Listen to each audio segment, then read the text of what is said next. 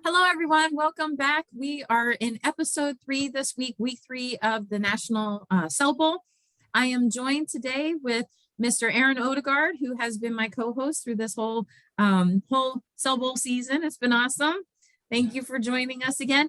And this week we have Mr. Alfonso Ortiz. He is our third, my third guest, but our second guest from the bench.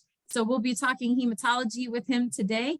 And for all of you who have just tuned in for the first time, the National Cell Bowl is an event where I have teamed up with the ASCP certification body, and we are having students compete in a hematology competition where they are to identify 30 cells in a minute if they can. If they do it even faster than a minute, then they get a shorter amount of time and it's a better score. And so all of the cells that they will be identifying are hematology cells. We're using the Cellavision Cell Atlas app. It's a free app. So if you're at home and you want to join in the fun, feel free to download the app. It's available for all devices. It is free again, and it's brought to us by Cellavision. We do also have an international event that is running simultaneously so that individuals who are able to beat my perfect scores time of 58.895 seconds, I think, can go ahead and enter online to possibly win some Medical Lab Lady Gill swag. This is micro. But one of the items that you could win is this nice fanny pack. Ooh, yeah, it's got bringing it back. That's right. It's got a peripheral blood smear on here, and it is part of the Hematology Hero line in the store. And I just updated it where there is also a book bag, and I'm going to get to that a little bit later because that's a special thing that we want to talk about. Ooh. So Aaron, could you please introduce Mr. Ortiz for us today? Sure, I'm happy to. So Alfonso Ortiz, who's born and raised in Laredo, Texas, he has worked his way, starting out, actually we found out he was a musician, and then he ended up finding a nice, amazing MLT program, and along the way found some great mentors that led him to a amazing MLS program at UT San Antonio Health System. He has pretty much done it all. He's gone from the bench up through leadership. Is a great example of seeing amazing opportunities and opportunities to learn and running with them. So we are really excited to have you on. Hey everyone. Yes, so welcome.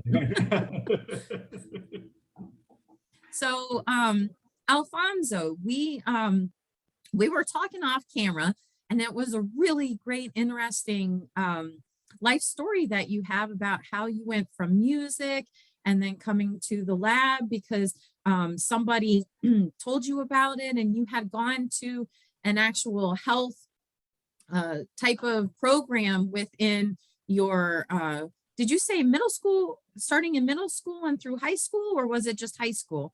Correct. So pretty much I started the whole health science education starting since middle school, and then pretty much went to a magnet and health sciences in high school over at John B. Alexander in Laredo, Texas. And pretty much after that, Aaron mentioned in my short biography there, it's like, it's decided, it's like, hey, you know what, let me do a music career.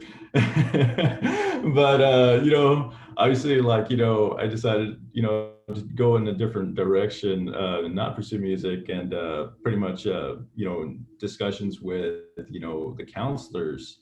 And there was another mentor that, she let me know about the program, and they were telling me more information, as I didn't know what the MLT program, what it was or what it is. And they told me, it's like, hey, well, have you ever heard about what, like, the things that go behind the scenes when you get your blood collected, or all those pretty much all the things that physicians get, the results that they get It's like, do you know how they get it? And overall, she was telling me all the information, all the great things about the MLT program, and it really was very interesting to me. So I decided to go ahead and pursue that MLT program there in the community college in Laredo. So I did my 2-year degree there at Laredo Community College through the MLT program, and got my MLT ACP certification, and began working as a generalist over at Laredo Medical Center. Soon after that, I met another mentor who told me, it's like, hey, you know what, this is not the end of the road for you. There are more opportunities out there. We do have a bachelorette's in CLS. Our program here in San Antonio is very dynamic, and it's a very great program. You'll learn a whole lot more, and just in addition to what you already know as part of the MLT program you just went through. And sure enough, I mean, his name was Doug Bearden. I remember his name. He's listening out there, Mr. Bearden. Thank you, because, without, that encounter, I never would be here. But pretty much, I moved here to San Antonio, and went to UT Health Science Center, and, got my bachelor's degree and certification in CLS. And got my, certification through AACP, and began working at University Health in the hematology department. And pretty much started off as, just a normal bench tech, and then saw opportunities in learning specialty testing and validations, and pretty much worked my way up to a senior medical technologist, where I became pretty much a leader for the folks that I was working with. In doing so, it's like there was a lot of opportunities in there, and new instrumentation, new methodologies, not just heme, but heme and coagulation. And overall, work my way up until, I, started learning more things that go even beyond that, which are things that we learned in the LIS. So, learning the LIS also helped me develop some more skills in learning algorithms, reflexive testing, and adding those into a computational system that works for the laboratory, works for the hematology department, and pretty much that helped me helped me get to the supervisor position in hematology. With more experience and more learning the aspects of the supervisor role, I went to another step beyond that and became the laboratory manager for hematology. And as of 2018, I transitioned out of that role and into more of a laboratory project manager role, and guided the team, pretty much the team for pathology services here at University Health System, and got my project management certificate through Villanova as well, and grew myself even further as a senior medical laboratory manager. So through that, I was also learning more things, more project. Of course, everything in the laboratory, it's almost like anything's a project, everything's a project, a validation of the project. There's always something to learn.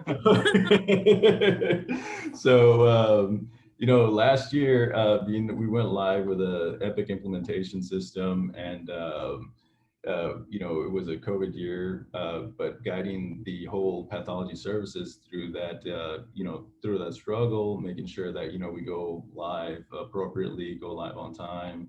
And of course, in addition to all the, the COVID things, but overall, I mean, all those opportunities that I got from just going in and, seizing that moment, seizing that opportunity, making the best out of that particular opportunity and learning something out of it, really helped grow my career to where I am right now. So overall, and it just started with a simple encounter. It's like, hey, it's like, there's this program, or this is what we do, but the whole background knowledge of it. So that is where I stand right now, actually. So isn't it crazy, from one interaction, it can change your course of your entire life, just having those key mentors, or just those people that see, hey, I can see you doing more. And then I'm real excited about learning about your Epic experience because now I have a resource when we go live with Epic. So I will be emailing you for help as we go live. So I was like, to do, contact Alfonso about Epic. So in case any of the students out there are watching that don't know what we're talking about when we say go live, that means that you are going from one system that you had for your laboratory information system.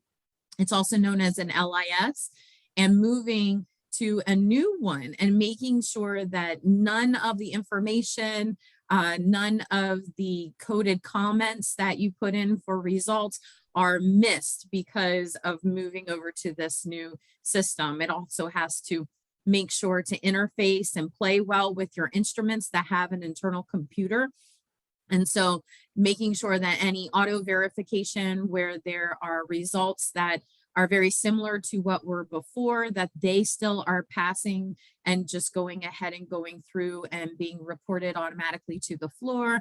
And then it's catching those times when you do need to review the results, maybe like a critical or a delta check where there was a high change in a short amount of time, you know. So he's talking about working with the people that work with the LIS system, and then making sure it's the right one for your laboratory. There's a lot that goes into that. And as a bench tech, you don't really have to worry about that, except for when it turns to you being, hey, now I have to use this. I'm so used to using this other system. What are the what are the things that I do? How do I use these buttons on the keyboard to make sure that they are doing what I used to be able to do? So I can tell you from my experience, we had moved to a new system right before I left to go to the college. And we had gotten a new chemistry analyzer and a new system both live at the same time. And of course, our chemistry analyzer was the one that was the biggest workhorse out of the whole core lab besides our CBC. And so people who were really, really fast, right, at giving out results, we were in the red the whole time. And it was not magical. It was very aggravating. But you know, we were getting calls from the floor, like, where are our results? And we're like, we're trying, I swear. So I was a trainer and everything, and I'm working the bench with the techs and everything. And we're just trying to do this. And I said, man, I feel like I'm a baby now, where I used to be able to run and jump, you know, over hurdles and everything. And now I don't know like what I'm supposed to do in order to release these results. So yeah, it was pretty crazy. So don't ever do that at the same time. A new instrument and a new system. No. As students, you'll encounter a couple of them in your career, but not hopefully right away. But no. But you have a team that you work with, so everybody's going through the same thing. Yeah. So you'll get your certification first and then worry about that later. Everybody's going to be helping you. So yeah, so that's really amazing. So that's really like a grassroots story where we've noticed that a lot of people, I think us included, stumbled onto the lab, didn't really know much about it. You had the opportunity of actually being in a high school and middle school, you know, with that information there. And you still were like, I don't know. So, you know, it's nice to see how we've all been brought back just because of something that happened. So that's really neat. And we're hoping stuff like the Cell Bowl and this show are going to make it so more of the community knows what's out there, so that we don't have to have those chance encounters. But they'll still happen. Those are the magical moments. So so today, actually, we're filming on Saturday. Today marked the end of the Path to Boston. So we are out of the Path to Boston, and next week we're going to Boston for the annual meeting. Aaron, do you have anything you want to include about that? I would say that if you're a student and you are in the Boston area and you want to attend in person, or If you still want to attend, and there's still going to be some virtual sessions going on during the week. If you're a student member, you can sign up for free. Just call the customer service line and they will sign you up. There's still lots of great education, and you'll be able to historically look back and see the sessions that have already happened. So Even the path to Boston. Yeah. Oh yeah, make the most of a great opportunity. It's good for 3 months. So all you have to do is just make one call. That's right. And it's Yep. free. The call, It's well, free. the call's maybe not free for you, depending on your plan. uh, but everything else after that is free. So we are so excited to see you all in Boston. Erin's going to be on site in person. I will not, but I will be attending sessions virtually. So that's the exciting part for me. I'll have class and then be rushing off to Boston virtually. Woo. Alfonso, are you going to be there? I will be there virtually too. So yay us virtual folks. I know. There you go. Be there in spirit. There you go. Yeah. Keep Stephanie company for me. That's right. So so we're gonna go ahead and get started with the rest. What? Are you ready? Ready for what? Are you ready to celebrate? All Yes, right. it'll be a blast. Have a blast. All right, awesome. I'm ready. Okay, so I'm gonna go ahead and share my screen. So I added some stuff that we did not see last week. So yay, some cool stuff is coming your way. Current stats. Yes, woo. So we're gonna start off with taking a look back down memory lane. We're looking at we're looking at last week. I'm trying to put it in presentation mode. There we go.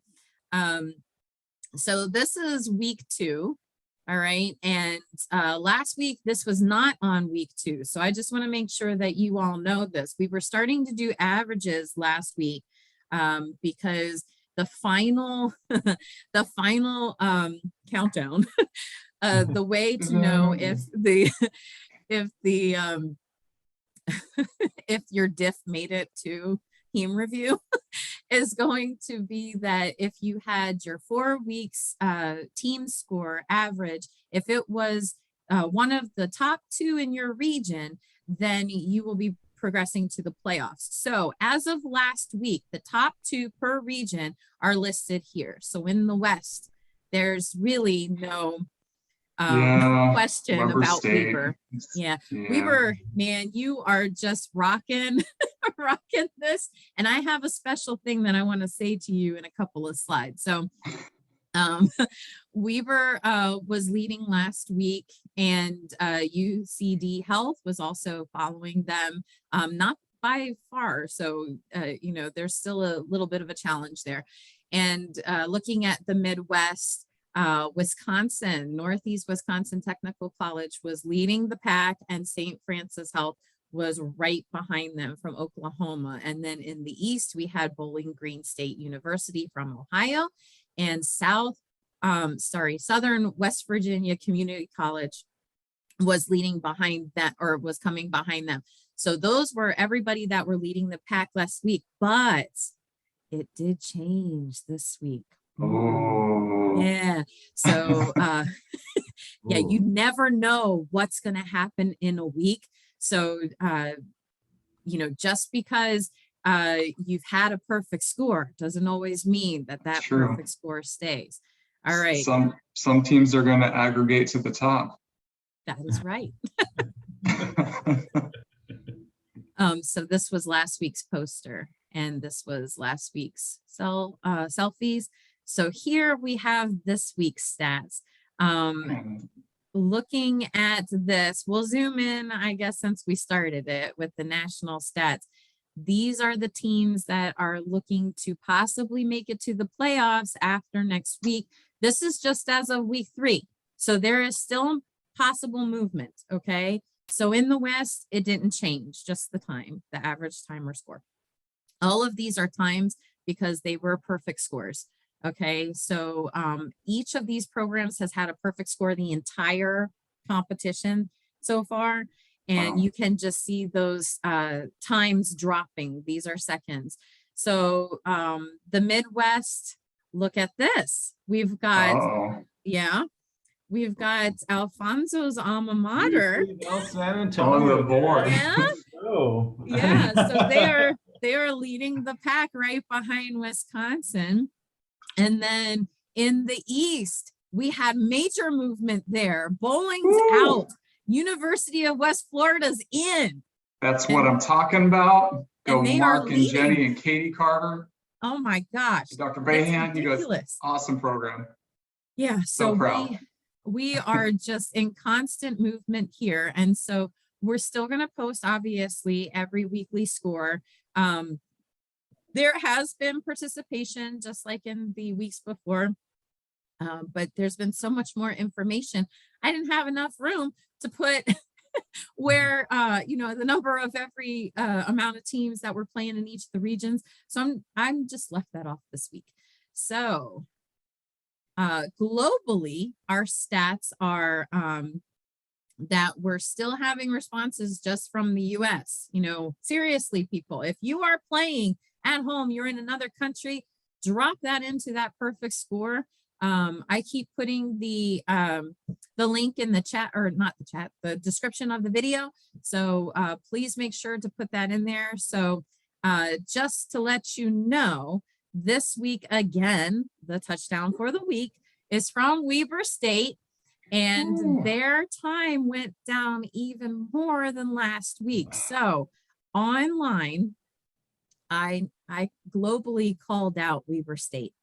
We did it in the episode. I did it on Twitter. And so the challenge is, if you, Weber State, can get a perfect score that is in at least in 20 seconds or less, I said I was going to provide you something special. And so that's where the backpack comes in. Just made it for you last night. So here it is. This is the backpack. It's a Hematology Hero backpack. And if you do meet that challenge by the end of next week, not the whole game, just next week, you have until next week to possibly get this. So if you do, it's coming to you. All right. That's some nice bling. Yeah. It's got lots of segments to store stuff in.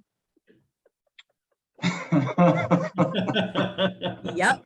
Oh, I know that's the following week. So, so you can pack everything with you and take it on the go.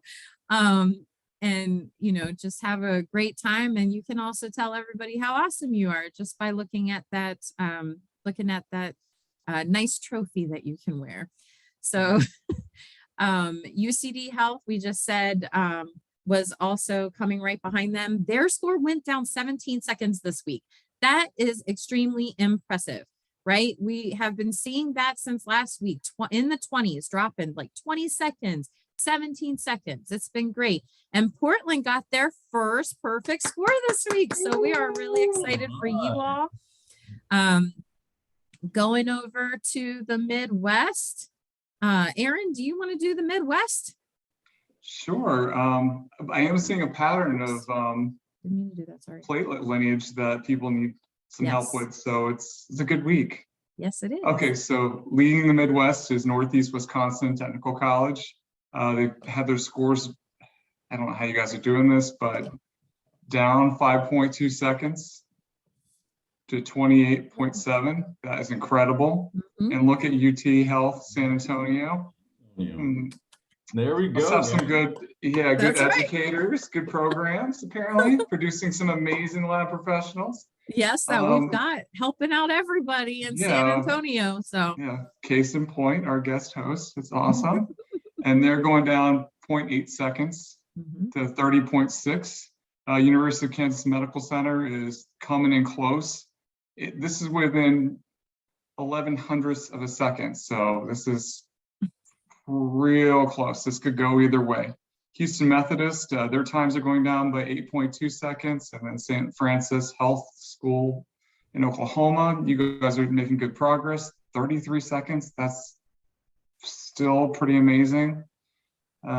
St. Paul College, you guys are trending, learning great things. So 35.75.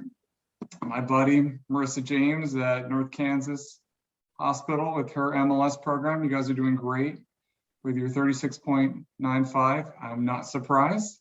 Great program. And then Southeast Community College trending down again. And then also University of Tennessee Health System. So their first perfect score. Nice. All right.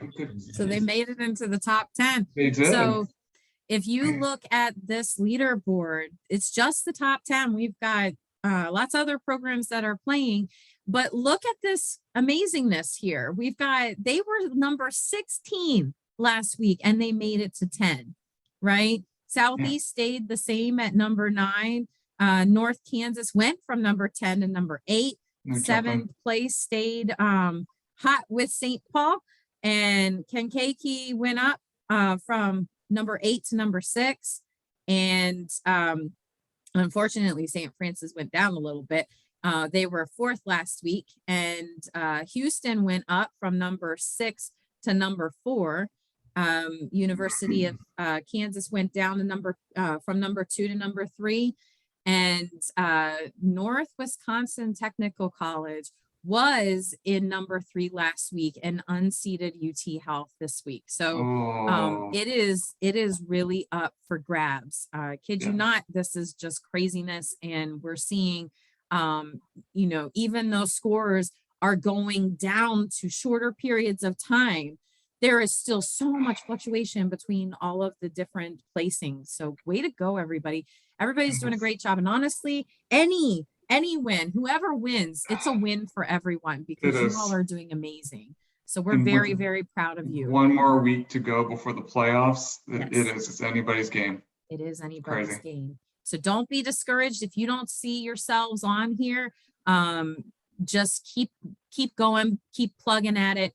It's going to happen. So we've got one more week. All right. So University of West Florida, College of Southern Maryland's had a little bit of a,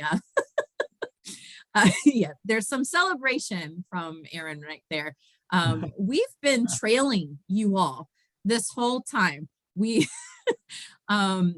So we're still trying to come after you, but they have had a perfect score the entire game so far for these last 3 weeks.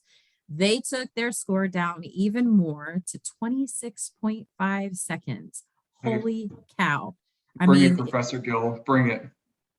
Well, yeah, we're coming for you. I mean, Weber, it's only right behind Weber. Look at this. So Weber has 25.36. That's the shortest amount of time out of the whole game so far.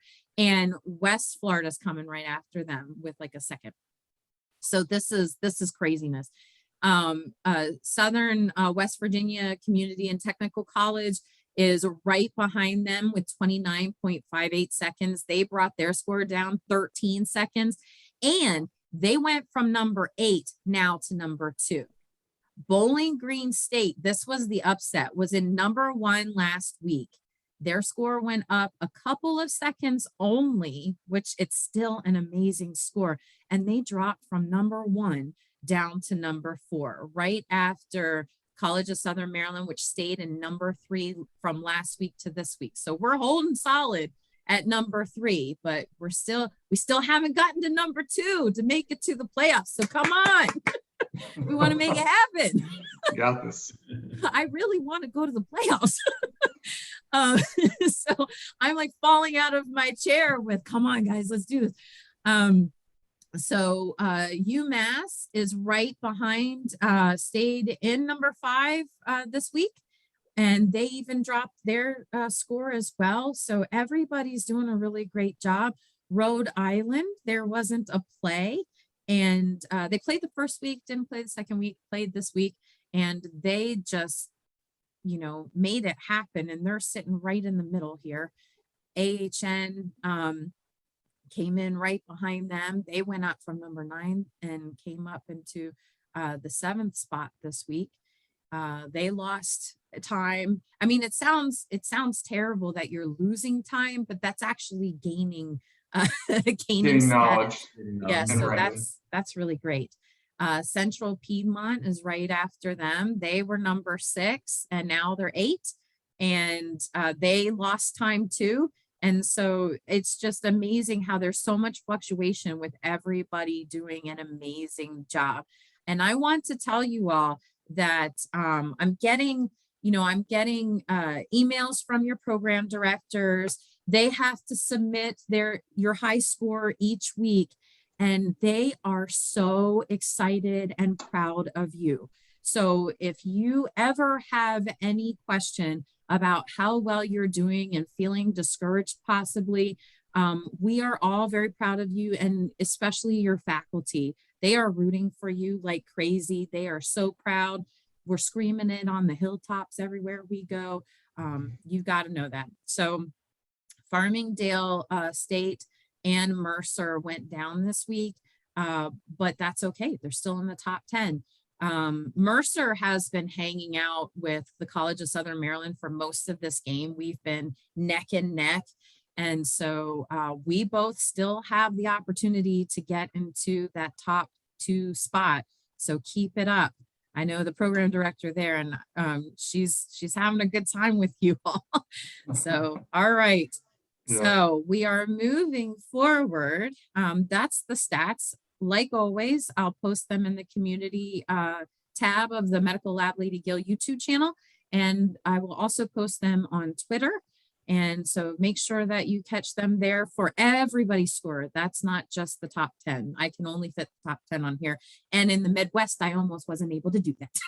So there was a lot of gameplay this week, and keep working towards those playoffs. We are really excited for you. And I really don't even know who's going to be in it. I have no idea either. It's so craziness. close. Yeah, it is. Very proud of everybody. We are. These are amazing Alfonso, scores. do you want to say anything to UT Health San Antonio? I mean, right. Come on, guys. No, it's okay, guys. We got this. We're just trying to keep things interesting. absolutely. You've got an alumni on the show. That's got to show you some great stuff. So woo, let's go. Let's get it. All right, so we're going to start going. This week, we're talking about megakaryocytes and platelets. And so we're going to start off zooming in so that everybody can see. All right, so Alfonso is going to go ahead and talk about the structure and function. Start us off. Yeah, sure, absolutely, guys. Well, thanks again for having me here and stuff. What's it called? Let's go ahead and talk about platelets. Regarding the megakaryocyte and structure and function, so as you guys know, the megakaryocyte, it's one of the largest cells in the body. They are polyploid, meaning that they possess multiple chromosome copies within a single cell, and they are made in the bone marrow. Pretty much they're deriving off these progenitor cells in the bone marrow. And their overall function pretty much is to produce platelets. It's like, without the platelets, then, we'd have like all sorts of trouble without them. But yeah, like a little bit about the platelet structure is in the, we'll find the platelets present in the peripheral blood. That platelet structure appears like it's like an anucleated discoid and circulating in amounts of 150 to 450,000. And one thing you'll notice is like, when you're viewing these platelets, in the peripheral blood smear, of course, it's like, you see all these platelets scattered within amongst the red cells, and they're trying to, make sure that, their one sole job is to make sure that they form that, that platelet plug.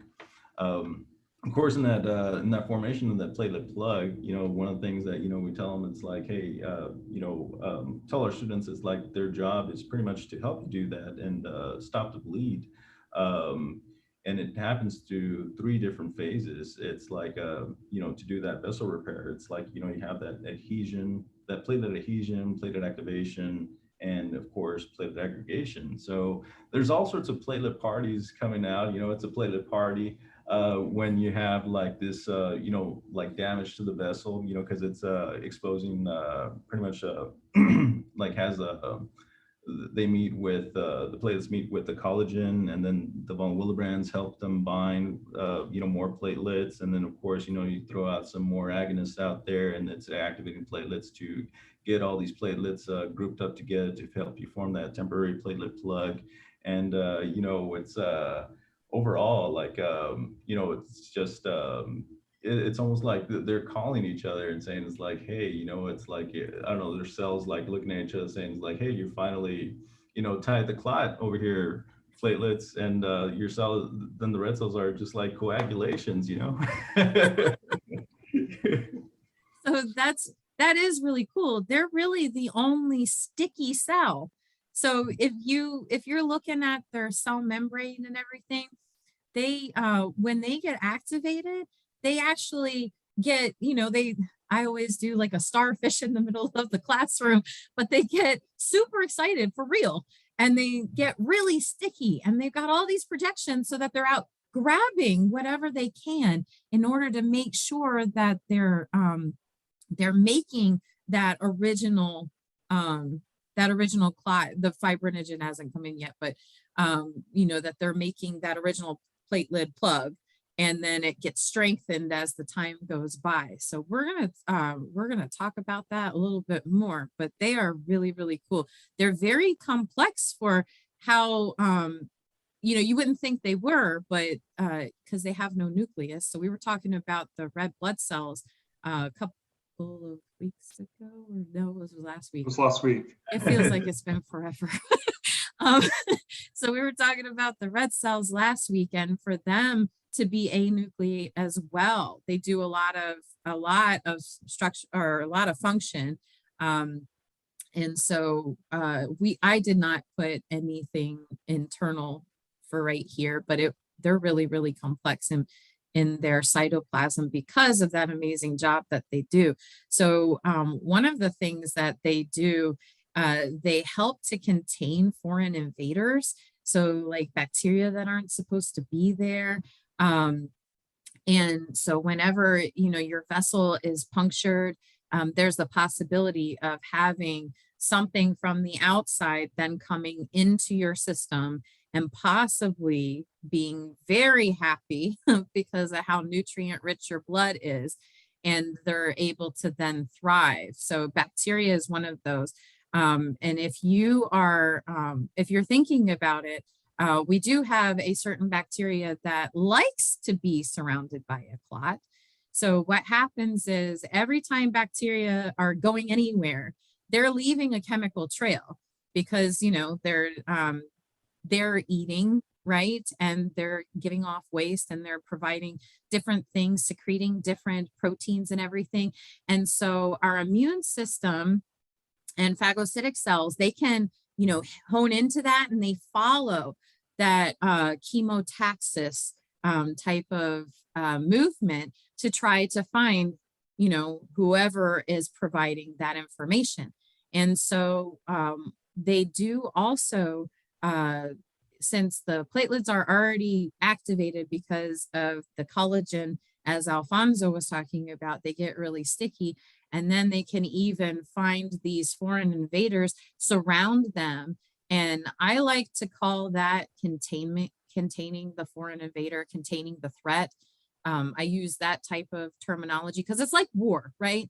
When you're in war and you have this, you have your enemy and they come across your lines, right? The first thing you want to do is contain the threat. You don't want to make it so that they are able to cause any damage.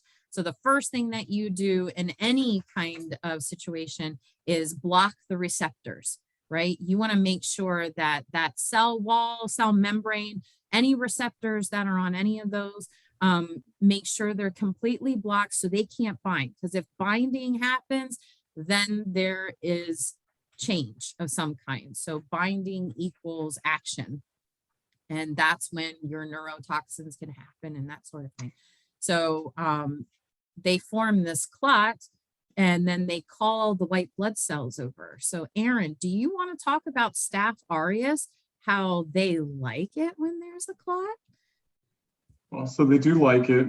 It kind of gives them a little safe space in a sense. The only Other kind of dangerous thing is when it actually gets into the bloodstream, that it can actually kind of, in a sense, consume up the platelets, and you can see thrombocytopenia. But it's that virulence factor that it likes. It's what you're kind of taking advantage of to do the actual identification of the organism. So a lot of the biochemical tests that you do in micro, you're kind of using those virulence factors against them to kind of identify who they are. So those coag tests and those catalase tests that you're doing, or you're using their own virulence factors against them. Yeah, like they're trying to use our immune system against us, right? We play change dirty. it up. Yeah. Yeah. You turn, it's roundabout play, right? Yeah. Yeah. So you're not only keeping you from bleeding out, but you're also, yeah. See, your platelets are very smart. They are. And so we've got, so we talked about schistocytes last week, you know, the torn fragments of cells and everything, because we talked about the platelets being activated and causing a clot. And then those red cells are breaking as they're trying to move past, because, you know, you put a big boulder in the middle of a freeway, you're still going to have people trying to get around the free, you know, that big boulder. And so that's what's happening. It's ripping up the cells because the blood doesn't stop. If it does stop, that's a problem. And so we're going to, we would then see that on the CBC, you'd have this falsely low platelet count, right? And possibly a falsely elevated white blood cell count. And we did bring that up last week too, because of the internal complexity. And then obviously you would do a smear review and you'd see that. So we're going to let Alfonso talk about that in a minute. But let's talk about how these platelets actually get made. So go ahead, Alfonso. Yeah, no, absolutely. Like, you know, one of the things that we also want to mention is like, you know, platelets when they're out in the bloodstream, of course, just to keep in mind that, you know, there's about 150 to 400,000 platelets out in the bloodstream. That's only accounts for about 2/3 of the amount of platelets that the natural body has. But of course, you know, the other third, and yeah, just to point out, is like, you know, is in the spleen. So in the spleen, you know, you have all that pretty much like the reserves in there, you know. So those are out there just so that you can have, in the cases that you have like some type of, you know, acute inflammation, traumatic events, and then pretty much they're there. And once you start seeing that thrombocytopenic event, they go on to the circulation, which in turn goes into our next thing, which is the thrombopoiesis, which you know, this is pretty much it's a feedback mechanism that controls the platelet production by megakaryocytes in the bone marrow. So it's triggered through low platelet counts. When you have low platelet counts, of course, you know, the hormone thrombopoietin pretty much increases so that you can start producing more megakaryocytes out in the bone marrow. So once the megakaryocytes start, you know, going into production, you know, you start going in through the phases of the, you know, the megakaryoblast, promegakaryocyte, and the megakaryocyte. And about each of these megakaryocytes has about like, you know, it can spit out about 5,000 platelets per cell. And then, you know, they bud off from the megakaryocyte and enter circulation. So, you know, once it enters circulation, of course, being that you are in a thrombocytopenic event, you know, they're a little bit immature, you know, you know, they're like out there, they're like more reticulated, meaning that they're like stress platelets, and you usually see a lot of these stress platelets. And, you know, when you start seeing these low platelet counts, and, you know, you have to do that correlation within the CBC, where you start getting like, you know, reading the MPV readings of like 12, 14 femtoliters in your MPVs, or like an IPF, which is your immature platelet fraction of greater than 7%. So you start seeing all that, you know, your CBC automated, you know, results in which, you know, you want to compare the entire picture with your whatever you're getting in the hemogram of your instrument, and in comparison to the peripheral blood smear. So it's like, you know, like, are you seeing in the smear, are you seeing what you see in the hemogram, and vice versa?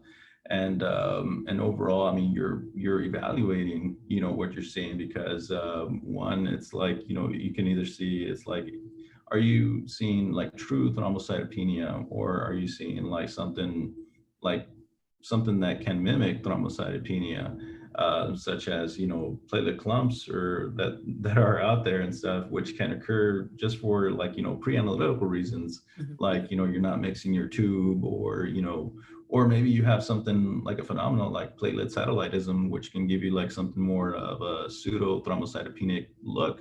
You know, it's like saying, it's like, hey, you know what?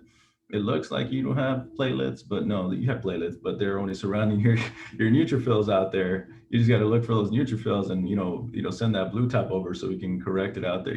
Correct it out. And they, something I wasn't really thinking about before was that platelets really don't look like they do on the smear in real life. They end up, the anticoagulant ends up changing the shape a little bit. And so if we do use a blue top tube, you know, obviously you're looking at the coagulation studies as well, to see if some of the stuff makes sense. But if you're using the blue top tube because they're reacting with the EDTA, then you end up, if you looked at it on the smear, everything's going to look different. That's why we don't use a blue top, right? Because you want to maintain the cellular morphology, and that's why we use the lavender top. So it's really neat to talk about how the specimen makes a difference, you know, having anticoagulant, if you're not, for phlebotomy, if you're not immediately inverting, not like this, but gently, if you're not Shake it even, up like a bro. you don't want to do this. You want to get That's a real excited. hemolytic Here's some anemia. nice inversions. Keep your But hematology team happy. Right. if you're not having that great ratio, Susan, stop it. If you're not having that great ratio, then you're going to end up with different cellularity shapes. That's my dog. Sorry.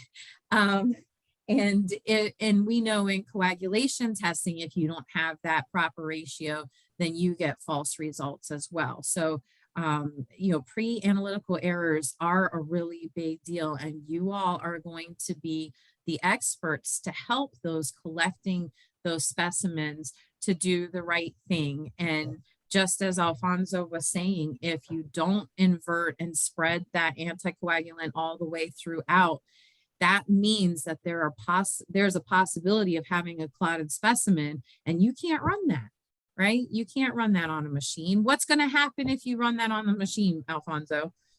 Oh yeah, no, it's like, it's going to cause all sorts of trouble. I'll tell you. It's like, no, yeah, I mean, I mean, definitely, I mean, we've had our fair shares of like, hey, you know what, there was like some microclots, and it won't go through your apertures on your CBC instruments. So it's definitely gonna, cause you to have an instrument downtime for sure. But overall, yeah, it's really important that that inversion does occur at the pre-analytical area. But at the analytical side of it and stuff, when you do get a good specimen, you always want to take a look at the peripheral blood smear, pretty much take a look at the whole entire blood film, and you should see an even disbursement of platelets within the cells. You'll see the alpha granules. Mostly you see that through light microscopy. And they have that reddish, like slight reddish appearance in the within the right stain and stuff. And overall, like, mostly the platelet count is the important thing, because you want to make sure it's like, hey, is it truly a low platelet count? Because if it is, it's like, it can mean multiple things. Like we tell our techs and our students, it's like, hey, is it are you sure it's a low platelet count? Because it's or is it just like a pre-analytical collection where it's like, hey, you're either drawing from an IV line and then you're putting it in a tube and it's causing all these platelet clumping.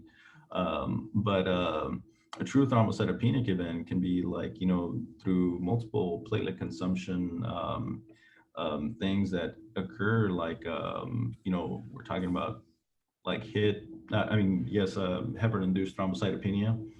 and you know, traumatic events, or it could be like some type of your acute leukemias that can show or mimic or give you a low platelet count. Or you can also have like a large spleen, which can sequester all your platelets, you know, have an increase like sequestering of platelets, which can cause less platelets to go out into circulation and pretty much, you know, give you that thrombocytopenic look in the bloodstream. So we have the possibility there was a lot more information in this section, but it got too big. I have to really pare down everything that I'm putting on these posters. But you know, we're talking about quantitative disorders versus qualitative disorders. It doesn't even mean that you're always born with it. It can be acquired, as Alfonso was saying. There are so many factors that go into factors, coagulation factors. We're all on the common path, so it's fine. There's so many factors that go into the whole coagulation cycle to begin with. And, you know, this interplay between those proteins and those molecules. And, you know, what's really happening, is this a drug that's causing this clotting? Is it a foreign invader? Is it because you have an immune process? There's so much going on. And even though you may have the appropriate number of platelets, they might not have the right receptors, or, you know, the receptor is messed up. And so, like we said before, unless there's binding, there's no action. So they could have receptors that don't have that proper shape in order to bind von Willebrand's factor, or, you know, doing that interaction between each other. And so that can cause a really big problem also. So in the blood bank side of this, you know, we've been talking about bacteria a lot. And so when we talk about platelets, the unit, the blood product unit platelets, they're kept at room temperature and they're constantly agitated. But if you've ever had that experience where you do a simulation with a nursing student or whatever, we do that in my program, but you see them, they take a look, they hold it up to the light. You should be able to do this too. You hold it up to the light, you look to see if there's any cloudiness or clumping, because they, out of all the other blood products, they are most likely to be able to support the growth and proliferation of bacteria. And it may have been from collection, because you may have not had a properly cleaned site, and skin flora, microflora can get in there and start to thrive and have a great time. And then that becomes a unit that we can't use for treatment of patients with these conditions. So, you know, we all play together. We try to really bring that home in all of these episodes, that you do not work in a silo. You have teammates, whether they're in the lab in a different department, or they're on the floor in a completely different profession. You know, but we do all work together and need to know about what each other does also. So Exactly. looking, sorry, Yeah, does we're anybody all add part to of a that? team. It's, yeah, otherwise it doesn't work. The patient doesn't get the best outcome. Yeah. So we have a chart here just talking about the different cells that we were discussing and the location of them. So we've got, you know, the megakaryocytes, as Alfonso was saying, are made before obviously the platelets are made. And there's this really amazing thing that happens. It's called endomitosis. There are other names for it, but that's the one I'm remembering at the moment, where Alfonso was talking about how they have, they're multinucleated, as you can see right here, and they're constantly having production of chromosomes, but they're not having daughter cells, right? So they're not dividing the cells themselves. They're just dividing internally in the nucleus, right? And then they're just getting large cytoplasm, and they move their way to the sinus within the bone marrow, and they stick their they stick their cytoplasm You out. love doing your you love your stickiness. I'm like, they stick their cytoplasm out, reaching out to that vein in the bone marrow, and they go through or between the endothelial cells of the vein, and then they start to bud off and shed those platelets, and they keep on going really until that nucleus is there alone by itself. And then macrophages, which we talked about last week too, with the red blood cell islands, the macrophages come and they eat them up, and then they, recycle everything, and it's just incredible. So you may see megakaryocytes in the peripheral blood if there's a problem. Normally, you don't see that, so that's why every time these charts are up here, it says healthy adult, whatever poiesis, because we want you to see what the normal is. So, they start out smaller and then they get bigger as they go through. There's these different stages that happen in the cytoplasm. This demarcation system is amazing. That's what helps it to do the budding off and the shedding of those platelets. And then we have, you can even just see how small they are. Platelets, this is actually one of my own photos. That's why it's not cited here. But you can see in this picture, I can't zoom in any further, I'm sorry for that. But there are multiple sizes of platelets within this picture. So just because they're larger and they're closer to the size of a red blood cell doesn't mean that they are a giant platelet. Okay, a giant platelet is bigger than a red cell. And so when you're playing this game, you're doing this competition, the thing that we've noticed, just from me playing it also and telling my students, the frame of reference is something you have to look at when you're looking at these pictures. So with platelets, it's going to be zoomed in. All right. You have to look at, because it always gets everybody giant versus large platelet. And you have to look at how big it is compared to the red blood cell that's in the same picture. And then the other part is the lymphocyte, because they zoom out so much for a reactive lymphocyte, large lymphocyte, that you then think that it's something smaller because it's zoomed out. It's maybe on 40x instead of, a hyper magnified oil. So, whenever we're taking these pictures, we're even magnifying them more than 100x if we're trying to show something small like a platelet. So obviously that's not happening here because they're not that big. You can't see that very clearly. And I wish I could zoom in further. Is there anything else you want to say about this, Alfonso? As far as like bench tips. Yes.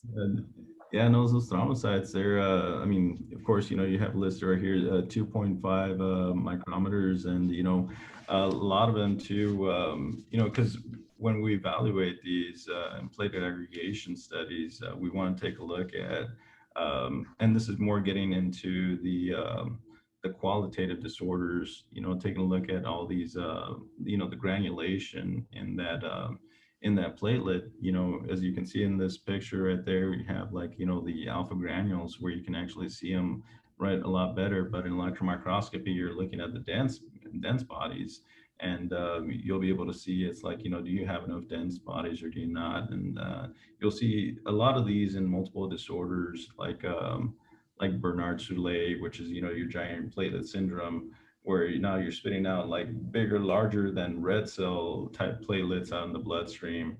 And it's a very rare, you start looking at, von Willebrand factor disease, where you start, all these receptors, they're not working appropriately, your glycoproteins,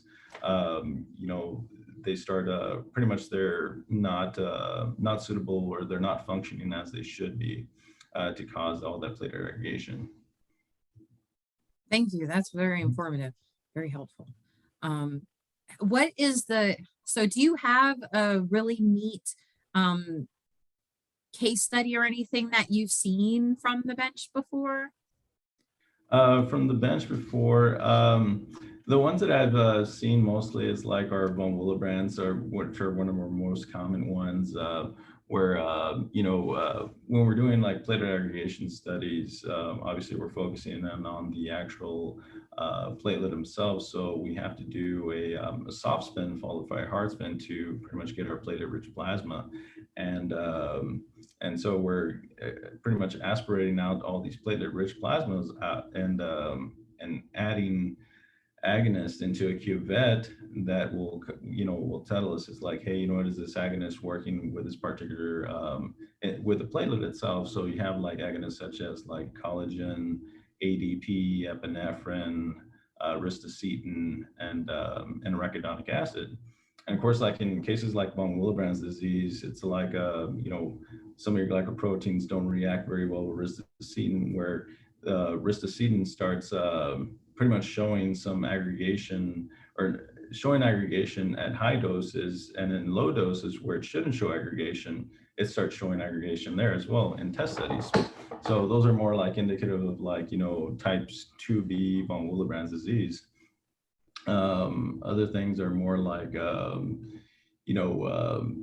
we start seeing other effects like the aspirin effect, you have those drug-induced, platelet disorders where it's like, the patient's taking aspirin and it's inactivating the platelet receptors. So then you start seeing agonists such as like arachidonic acid not aggregating when you're adding that agonist to the platelets. So pretty much, you're wondering, it's like, well, why are my platelets working? Well, it could be that the drug that you're taking is not, is pretty much inactivating those receptors and not allowing you to pretty much, it's prolonging your bleed overall. Mm-hmm. So there's a lot of things that that could do that as well. Like, pretty much it prolongs your bleeding.